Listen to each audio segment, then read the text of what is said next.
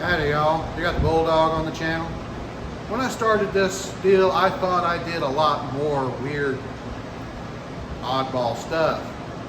Here in the last year or so on the channel, I've been doing regular run-of-the-mill mechanic stuff. On occasion, I end up having to revert to my old ways of, whatever I can make happen. This is one of those times. This is an independent shop. We don't do a huge amount of numbers.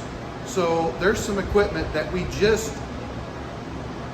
can't justify purchasing because the purchase price will not outweigh the use we get out of it. So we cobble something. I got this caravan here doing the entire AC system on it. It means you got to flush it out. Flushing it out not only removes any debris that might be in the system from a blown up compressor, but it also gets all the oil out so you can put the correct amount of oil back in it, since the oil in an AC system suspends and goes through the system. That's how everything lubricates. I've got to flush out the rear evaporator core on this van and change the expansion valve. I don't know about this system. This is a new purchase for the customer. He wanted the AC system checked out because he tried to charge it himself. Well, I put air to it and I literally could not check the system because the pump was leaking so bad. The Chryslers usually don't leak out the sandwiched parts of the pump, but this one was blown clear out and the compressor looks new. It looks like it's been put on within the last year. So it is a good idea to do the entire system, even though it's really expensive, and flush it out. Make sure you don't have any debris from a previous repair. I ran the pump. The pump ran and it didn't sound bad. I charged it up with as much air as I could put in it. In fact, I had air shooting in the system just to get the switches to activate, because if I shut the air off, by the time I walked around and started the van up, it'd be empty. That's how big of a leak it had. So the pump sounded okay, but I don't know why it was changed before. The pump might have blown up. They're famous for the thing twisting the compressor shaft off of it whenever the pump grenades. That means pieces go through the system. We're replacing a condenser, we're replacing the dryer, and both expansion valves, because it has one front and one rear. This is the rear evaporator core here. The other one is still in the van because it's under the dash. I'll flush it out in the vehicle, but I wanted to show you what I used to flush everything out. This here is just a 5-gallon steel bucket that I've saved back from something sometime. Drilled a hole in it in the top over here and put in a plastic nipple that they used to send with radiators for whatever reason. They don't anymore, but 20 years ago they did. And I bolted that to it so that I have a place to put the hose. This here, this piece is just a crankcase filter off of a 318 that I put in salvage yard 25 years ago. But it was in a pile of stuff that I'd saved. I stuck it in there just to keep the vapor down while I'm flushing. I'm going to flush into the low side port of this core so that I'm back flushing the core. It's going to come out this hose and into the can. This flush is expensive. It's like $25 a quart.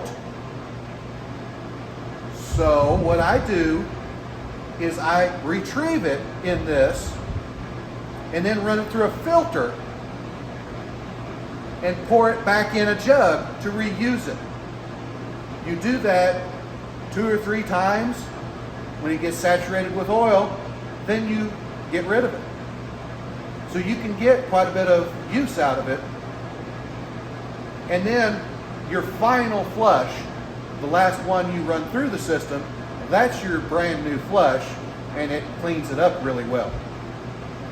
Mainly, we want to get the biggest amount of oil and any debris that might be in your part You want to get it out with the first flush, and you can use the old stuff for that. That's what I'm going to show you right here.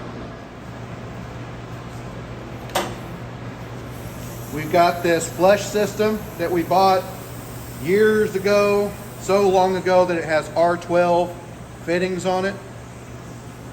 But we have an adapter here that adapts R12 and 134. We've even got a 1, 2, 3, 4 fitting that we can put on this. Quarter turn valve, you get into shop air, charge it up. You got to use all 4 hands for this.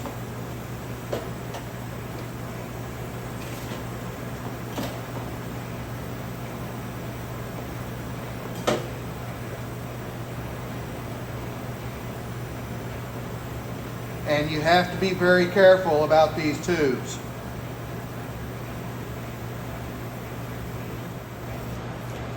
Of course.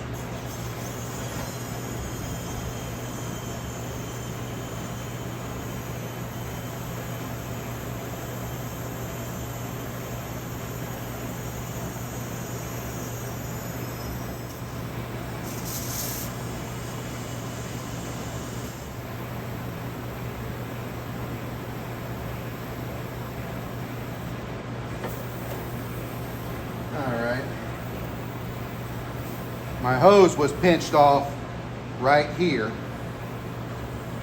so that restricted my flow. I'm going to shoot another tube through it. I'm going to just go ahead and hit one more time.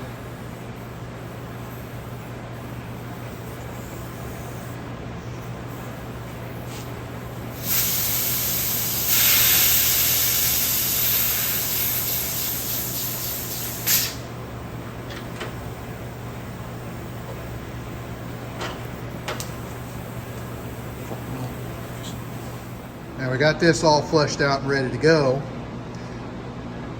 but I'm going to have to refill my jug here. Now I use an oddball jug. It's not like any of our others because I don't want to mix this up, and usually we label it really good too. Now I just take some brake clean and clean my funnel out real good. Take a paper towel. I use Viva paper towels because they're nice and thick. Set it down in there and wrap a bungee around it so it won't try to pull it down in.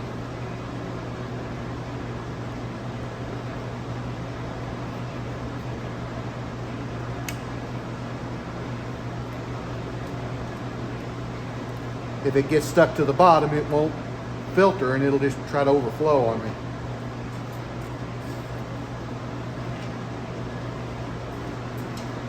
And just slowly start pouring.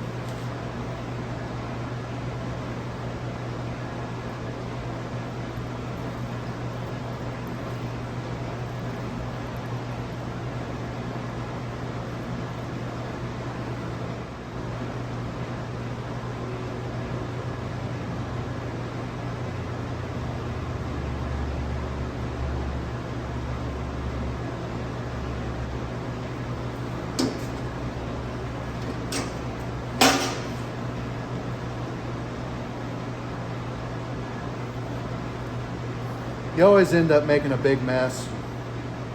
Oh well. Now I never pour out the bucket all the way because all that oil that you collect, over time it settles down to the bottom of the bucket. So if you're careful when you pour it in, it stays in the bottom of the bucket. And every once in a while I'll clean out this gallon jug also because it settles down in the jug. And I take it easy when I pour it off the top here. Before I even filled this up, I checked it and I had a 1/4 inch of oil in the bottom of it. So I poured it into our reclaimer and cleaned it out with some regular old brake clean. This stuff evaporates, so it's safe to use.